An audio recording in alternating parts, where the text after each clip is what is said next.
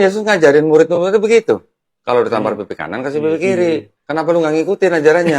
Betul. Artinya apa? Ajaran itu bagus. Mm-mm. Bagus, tapi saking Bagus. bagusnya tidak bisa diterapkan. Gitu loh maksudnya. Mm-mm. Tidak bisa diterapkan, lah buat apa gitu? Lukas 6 ayat 29.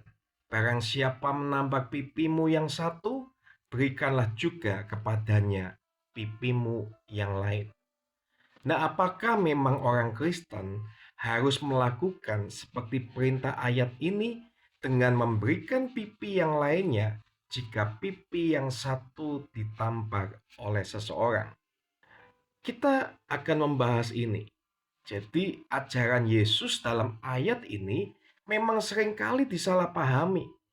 Saya akan jelaskan ayat ini, tetapi pertama-tama perlu diperhatikan bahwa Lukas hanya mengatakan menampak pipimu yang satu, berikanlah juga kepadanya pipimu yang lain. Tetapi di dalam ayat paralelnya, yakni di dalam Matius 5 ayat 39, kita akan melihat lebih jelas lagi. Dalam Matius 5 ayat 39, tetapi aku berkata kepadamu, janganlah kamu melawan orang yang berbuat jahat kepadamu, melainkan siapapun yang menampak pipi kananmu, berilah juga kepadanya pipi kirimu. Lalu apakah kita memang harus melakukan seperti yang diajarkan Yesus ini? Camkan baik-baik Bapak Ibu Saudara, bahwa perintah ini tidak boleh kita artikan secara hurufiah. Karena Yesus sendiri ketika ditampar, ia tidak menyerahkan pipinya yang satu untuk ditampar lagi. Padahal bukankah kalau kita melihat ia mengajarkan ajaran yang tadi kita lihat Bapak Ibu Saudara. Tapi kita coba mau melihat di dalam Yohanes 18 ayat 22 sampai 23. Ketika ia mengatakan hal itu, seorang penjaga yang berdiri di situ menampar mukanya sambil berkata, "Begitukah jawabmu kepada imam besar?" Jawab Yesus kepadanya, "Jikalau kataku itu salah, tunjukkanlah salahnya. Tetapi jikalau kataku itu benar, mengapa engkau menampar aku?" Demikian juga kalau kita melihat pada Rasul Paulus. Jadi di dalam Kisah 23 ayat 2 sampai 3 dikatakan seperti ini. Tetapi imam besar Ananias menyuruh orang-orang yang berdiri dekat Paulus menampar mulut Paulus. Membalas itu Paulus berkata kepadanya, "Allah akan menambah engkau, hai tembok-tembok yang dikapuk putih-putih. Engkau duduk di sini untuk menghakimi aku menurut hukum Taurat. Namun engkau melanggar hukum Taurat oleh perintahmu untuk menampar aku." Jadi tidak ada orang yang bijaksana dan berpikiran sehat yang merasa dirinya harus menaati ayat-ayat yang kita baca tentang menampar itu secara hurufiah, Bapak Ibu Saudara. Sebagai contoh, Tuhan kita sendiri tidak menawarkan dirinya untuk dipukul lagi saat dia ditampar di Yohanes 18 ayat 22 dan 23. Tetapi dengan tegas dia mencela orang yang memukulnya. Juga Rasul Paulus di dalam Kisah Rasul 23 ayat 3 tidak pernah memikirkan untuk menaati arti dari ayat-ayat Yesus itu secara hurufiah. Nah, menurut saya sebenarnya Yesus ingin berbicara tentang sikap dari ayat yang kita lihat tadi pertama. Pada waktu kita disakiti, kita tidak boleh membalas dendam. Tetapi jika diperlukan, kita juga harus siap untuk menerima lagi tindakan yang menyakitkan itu. Memberikan pipi yang lain secara hurufiah tidak selalu merupakan cara yang terbaik untuk memenuhi perintah dari ayat-ayat yang kita lihat itu. Dan kita juga perlu bandingkan dengan sikap Yesus sendiri terhadap sebuah pukulan atau tamparan di dalam Yohanes 18 ayat 22.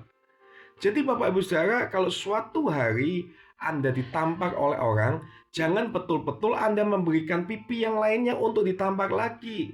Itu bodoh namanya. Cukuplah kalau Bapak Ibu Saudara tidak membalas tamparan itu dan tetap mengasihi orang yang menampar Bapak Ibu Saudara. Perlu diingat bahwa menampar itu merupakan serangan yang tidak terlalu membahayakan jiwa kita. Pada waktu mendapatkan serangan yang tidak terlalu membahayakan jiwa kita, tidak boleh membalas Bapak Ibu Saudara.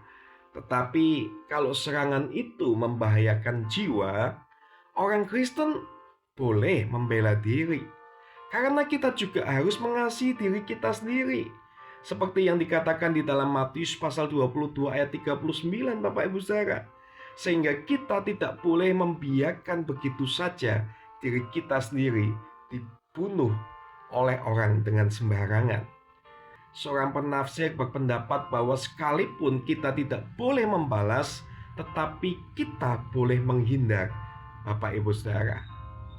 Nah, sekalipun Kristus tidak mengizinkan umatnya untuk melawan kekerasan dengan kekerasan, tetapi ia tidak melarang mereka untuk berusaha menghindari serangan yang tidak adil atau tidak benar.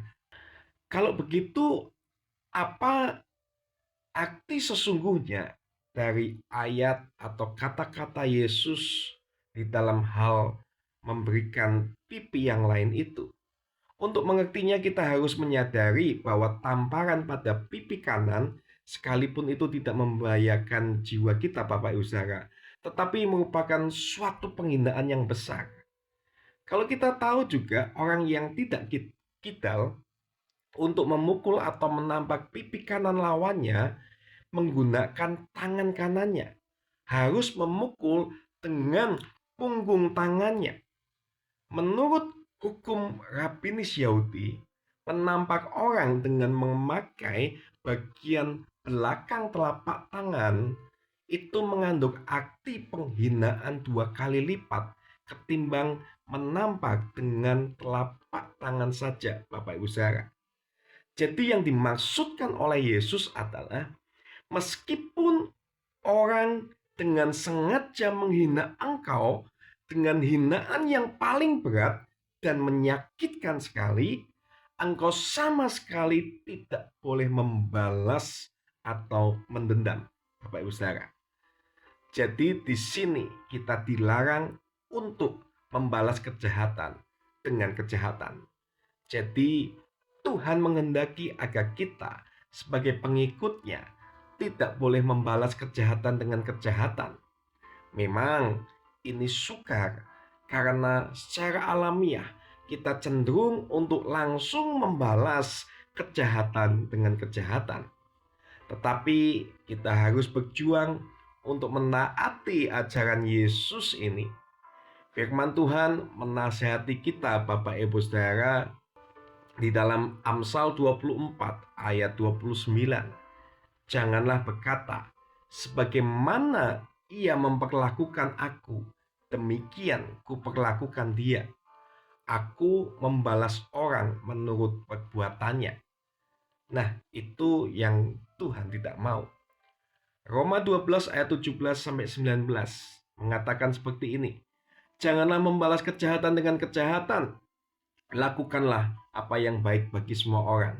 Sedapat-dapatnya kalau hal itu bergantung padamu, hiduplah dalam perdamaian dengan semua orang.